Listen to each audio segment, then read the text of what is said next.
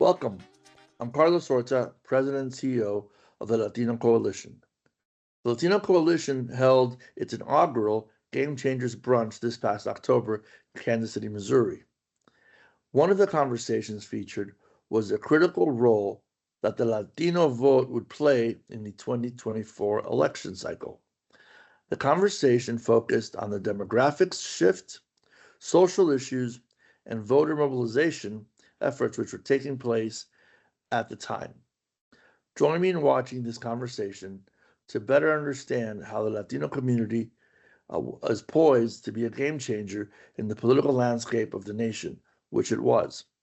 Serving as our moderator is Zach Perez, a reporter and producer at KCUR 89.3. Zach's work largely focuses on community engagement and solution journalism, with the aim of more authentically covering and empowering the diverse communities that make up the greater Kansas City metro area. Much of his recent work has been built around increasing the station's connections to the region's various Latino communities, examining barriers to civic engagement and voting for various minority groups, and expanding his station's capacity to produce digital Spanish language content.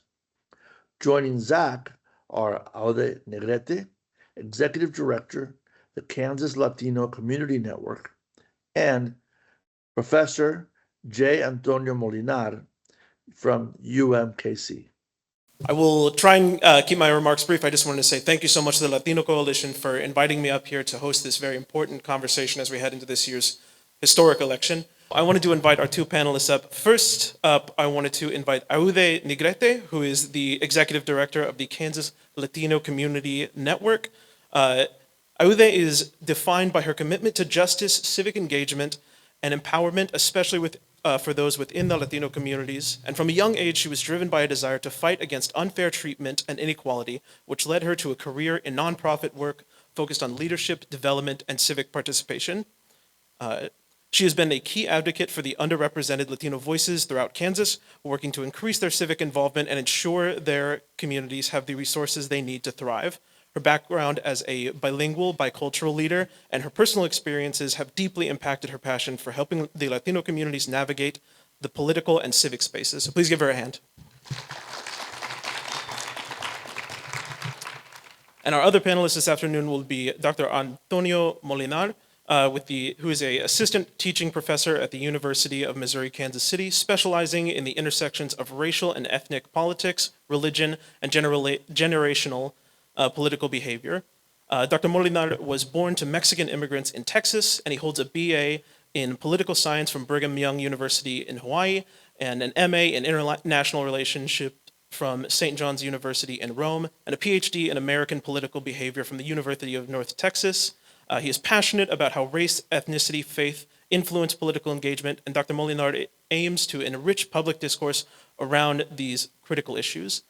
This last part of which I wasn't sure why he wanted me to include, Dr. Molinar and his family have truly found a home here in Kansas City, enjoying the vibrant community, and it is a place like no other. But despite this great fit, he continues to be a die-hard Dallas Cowboys fan. But we will forgive him. I had no idea they were going to read that out loud. I thought it was for the website. At least that's how it was presented to me. So, to take a bit of the heat off you, I will admit I am a Steelers fan before a Chiefs fan. This is our year. All right. Before we get into discussion, we do have a brief presentation just to give everyone an idea of how much the representation of the Latino community has grown in local, state, and national governments in the recent years. So this data is pulled directly from the National Association of Latino Elected Officials. And as you can see, we've continued to trend up in terms of representation at all levels of local government. Specifically, within the 25 years represented on this graph from 1996 to 2001, our representation in government has grown by over 87% in those years. Back in 1996 and today, Latinos are primarily represented in local government. That's where we have the largest presence. In 2001, 71% of Latinos elected to offices served in these local offices. We're continuing to see this a lot in the Midwest, specifically here in Kansas City. We do have a lot more local Latino representation in our local government, and it's a trend that we expect to continue to see grow as the population here grows as well. As I was just saying, in the Midwest, this is where our representation, specifically in local government, is really focused. One of the biggest explosions that we've seen is with Latinas leading in local government. Latinas are stepping up. That's right. Yes. As you can see, in general, the numbers in 1996 were relatively small, and the ratio was definitely far and away off put. But Latinas have definitely made up ground. So they are stepping up and they are leading in our local governments, which is something that I think, again, a round of applause. Dr. Molinar, I wanted to start off by asking you, what is it, if there is anything specific, that inspired you to pursue a career studying political science, specifically as it relates to the Latino community? So when I was 6 years old, I'm just kidding. That's not how it happened. No, I actually, my career began working in the nonprofit sector. I worked for the American Red Cross. I was a program manager with them. And I was able to teach part-time because I had a master's degree, so I was able to teach with them with a local community college. And I realized that I was getting home from work, like tired, but really excited to go teach. And I realized that the only field that I really cared about was American political behavior. So I went back and I studied that at the University of North Texas.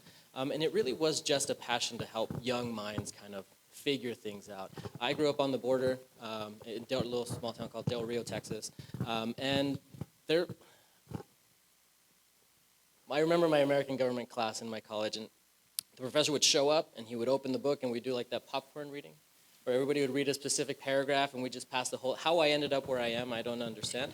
But it was really more an idea of being able to help people kind of process these ideas of government and politics and governance, civic engagement, because I felt like I could do that a lot better than a lot of the other things that I could do. So I just picked the thing that I was best at, and I kind of ran with that. I wanted to ask you a similar question. What, if anything, inspired you to do the work that you're doing now at the Kansas Latino Voter Community Network? Yeah, I have wanted to work to make a difference for a long time. I made that my extracurriculars in high school, as Julia knows. She was one of my mentors back then. And I went on to college, studied political science, international studies, worked in the, did my, some internships in the Mexican Senate and here in the United States as well. I wanted to know more about how the political system worked and how I could be who I am as a Latina, Mexican American, who is very passionate about both of my languages and my community, and how I could do that in the political system to make a positive difference. And at first, I did what most people would do with a political science degree, and I started working for candidates and for political parties, but I very quickly realized that regardless of party and regardless of the candidate, most of them would talk to the wealthier, whiter people in our communities that are higher propensity voters. And most of those candidates, regardless of party or who they are, where they come from, not only are they talking to the higher propensity voters, they're not talking to my community. I didn't feel like I was making a difference because that's the plan, like that is the norm for all of candidates. Like, let's make sure that we talk to the people who are more likely to vote and ask them to vote for us, which wasn't helping our community. I kept seeing how there were more health disparities where I come from, in my family and friends, because we didn't have representation, we didn't have avenues and opportunities to be involved. And then I was over there working in just mostly white communities, talking to white people that were not part of my neighborhood. And that made me feel very disappointed, but it also allowed me to look for other avenues to be engaged. I realized that I did not want to work for a candidate or a political party. I wanted to make a difference from within and be that person that I knew we needed. And I started looking around the country for other organizations that were doing it right. And I think it is because of conferences like this and relationships and networks and opening my mind to knowing that I didn't have here what I needed, but I knew I could find it somewhere. And I learned about how other organizations that are nonprofits, nonpartisan, are helping increase the political power and health of our communities through nonpartisan work, and specifically focusing on our culture and our language and doing the things I knew I could and wanted to do, and I knew that were not often found in others. So I went and I learned, and I worked with other organizations in other states. I talked to many people in this room and not in this room across the country, and I learned how to do it and do it really well. So then I came back to Kansas, and after many years, we decided to start doing smaller projects that would be nonpartisan, but specific to our community, by our community, and for our community, and places where we felt we belonged. And I find so many similarities between the business leaders that were up here that were talking about how important our community and our culture is when in how much we have to be intentional about it. And I do the same, but I just do it in civic engagement. And I am very happy about the learning experience and all the giants that helped me stand, that allowed me to stand on their shoulders. And now we're making a big difference here in Kansas, and I'm very, very excited about it. Amazing. I want to get now to the Latino electorate. There's been a lot of facts thrown around today, and one of the things that we've researched together as we've prepared for this panel is that every 30 to 60 seconds, a Latino in the United States turns 18. And according to data from the Pew Research Center, we're now the largest minority voting bloc in the United States. And so we have a tremendous amount of political power should Latinos decide to come out and vote. And I want to ask both of you an individualized question just solely based on location. So Dr. Molinar, I'm wondering if you could point to any specific issues or factors that you see driving Latinos in the United States to vote or participate in public service or just politics as a whole. So I think there's a little bit of a misconception between what we think drives Latino votes and what actually drives Latino votes. One of the biggest things that I try to kind of break down for people is that Latinos are just American. We are American in every way. The fact that we're looking at each other right now, having these conversations about big business and growing your business and being movers and shakers and everything from the NFL to broadcasting networks, I think it benefits us to recognize that American Latinos need the same things that non-Latino Americans need. So there's 1992, or going back in age, right? It's the economy, stupid, right? Everybody cares about the economic progress of the United States. Latinos are not separate from that. Most of the issues mirror the issues of non-Hispanic whites. So it's just kind of recognizing what those things are. And if you were going to set a list down right now, it would be the economy. It'd be access to healthcare for Latina mothers is incredibly important. It is education, having an education not just at the K through 12 level, but also we see an increase in Latinos going to college and making sure that they understand how to navigate those waters. A lot of who are first generation students and figuring out how that works. But really, the political issues for Latinos are just American issues. Now you there, more at a local level and at the community organizing level, are those issues the same that you're seeing, or are there any more localized issues that you're seeing here in Kansas? Something that I find very interesting is that Latinos are not the lowest, are registered to vote at a higher rate than Native Americans and African Americans, right? So we're doing part of it, especially here in Kansas. I look mostly at data in Kansas. But we are the group in Kansas that vote at the lowest rate. So there is a disconnect. And I do agree that we have very similar, we all vote for our family. I don't think if you go outside of this auditorium and ask other people that are not Latino, do you vote for your family? Do you vote for the well-being of our community? They're going to be like, yeah, I do that. So some things are the same for everyone, but there is also a disconnect. And I think that what is really helping us right now increase the voter turnout of our Latino community is being intentional and hardworking and strategic. Strategic communications is really important, making sure that we're being culturally relevant, culturally competent, bilingual. Before this job, I worked for the governor's office, and I did a statewide listening tour where I asked people across the state that are Latino to talk to me about what was important to them. And I found really interesting that the number one thing that was important to them was bilingual communications, regardless of whether or not they were bilingual.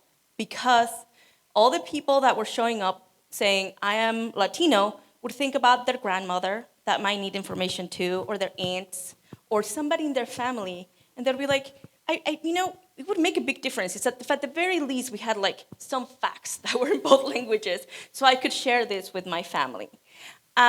So I think what's gonna drive and increase this turnout is gonna be that intentional work and going against the grind, just like many people said before me, and ensuring that we're being true to our community and doing the due diligence, regardless of party, to include them and pave the way and build the bridges and make sure that we all realize that we belong in that space and share that with everyone else in our neighborhoods. Zoom back out and look at the electorate from a more national view again. Obviously, this, specifically the presidential race this year has had a lot of changes throughout the year. We've, changed candidates for the Democratic Party.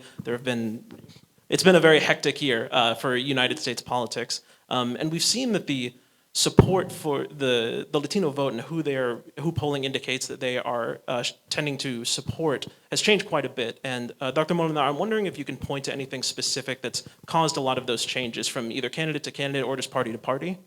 Yeah, so actually, funny enough, about a month ago, I was writing an article about the Latino switch to kind of a more Republican-friendly stance politically at the national level, and was trying to figure out why that is. The large driving factor that I was focused on was religion. And then Kamala Harris jumps in, and we see a 20-point flip, essentially, from the Latino vote from supporting Joe Biden to supporting Kamala Harris. So I had to stop that article and re-look at things, because it seems like the Latino population nationally was, I think, talking a little bit about what might get Latinos to vote, is getting a lot of actual attention. It used to be that Latino mobilization efforts weren't really Latino mobilization efforts. There were mobilizations of voters in Latino communities. So places like Texas and California, where you have majority minority populations, they're just get out the vote type of movements. But now you have an entire country. I mean, we saw, I don't know if we showed the graph, but the demographic change in the population of the Midwest in particular, where you have specific areas of the country where you have a dynamic Latino population. Kansas City, Kansas, for example, has a massive Latino population that now has to get direct attention in the way that other minority groups or the majority groups would get before. So I think what we're looking at the national level is, there was a disconnect between the party leader and the Latino partisan base. Once we replaced that person with, I say we, I wasn't part of the decision making, but once Joe Biden stepped down and they replaced it with a woman of color, something flipped with the Latino vote, but we had massive increase in support for the Democratic Party at the presidential level that had nothing, you couldn't explain it with anything other than just the personality at the front. I think that speaks largely to what Latinos want with descriptive representation. They want someone that looks like them, or at least has gone through some of the stories that were talked about earlier. If you don't know that that's what people are going through, you're not going to be able to kind of address their needs. Kamala Harris is not Latina, but she's also not a white man. So the struggles that she's gone through are going to be similar in a lot of ways to the struggles that Latinos go through. And so there was a reconnect with the Democratic Party on the national level simply because of the person at the top. Just very briefly, just to end this discussion, if you can, just very quickly, and this is a question for both of you, what do you think candidates in this election or any future elections, what would be a smart move for them when it comes to engaging Latinos and trying to earn their trust? Not necessarily the vote, just earning their trust. I always say this. I think if anybody wants to focus on winning elections in the future, what you have to target is the youth. The youth vote is incredibly important. The Gen Z is the most generationally, the most diverse population that the U.S. has ever seen, racially, sexual orientation, gender, it's all over the place, but it also has a very massive Latino population. 1 in 4 Latinos is actually under the age of 18. That's a big deal. So if you want to address probably winning, not just this election, but elections, and this election, at least presidential, is a little There are other things at play than just who you want to represent you. But if you want to be successful in the future, you have to address the youth vote. And something that's happening really uniquely with this young generation is that they're voting and registering to vote and participating in politics at much higher level than any other generation before them. That is imperative, because if we think of what the greatest predictor for whether or not you're going to participate in this election is, it's whether or not you participated in the last election. So if you can get them to vote once, chances are they're going to vote again. And we know that our ability to kind of change our vote isn't very strong. So if you can grab a young person and kind of make them see your side of the views politically, you establish a pretty good relationship with them for the next 10 or 15 years. And so that's kind of what I would focus on. Really look at the youth, canvass schools, make sure that they're aware of you, make sure that the Latino youth are paying attention, because they really are. I am very passionate about being nonpartisan. And there are very many different reasons for that. So I don't think it's about candidates or parties, but it's about people. I'm also very passionate about data. So I want to share with you a little piece of data that I recently got from Finney County, which is one of the 3 counties in Southwest Kansas that have the highest percentage of Latinos in the state. And we figured out that communities that have less civic engagement have lower health outcomes and have less crosswalks. But this is important because here in Johnson County, moms tend to be very passionate about ensuring their kids have a crosswalk to get to the park.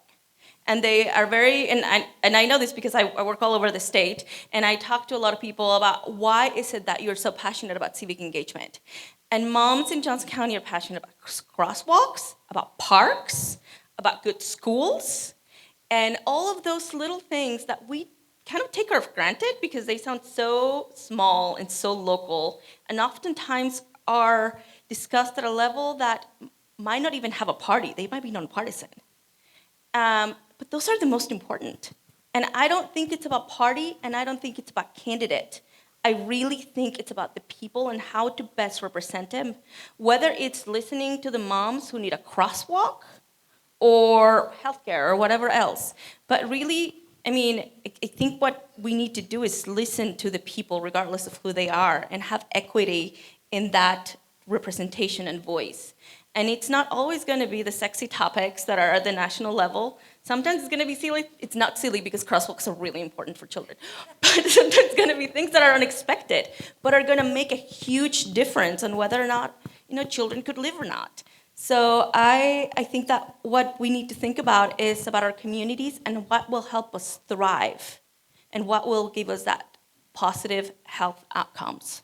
All right, please give a hand to our panel, everyone.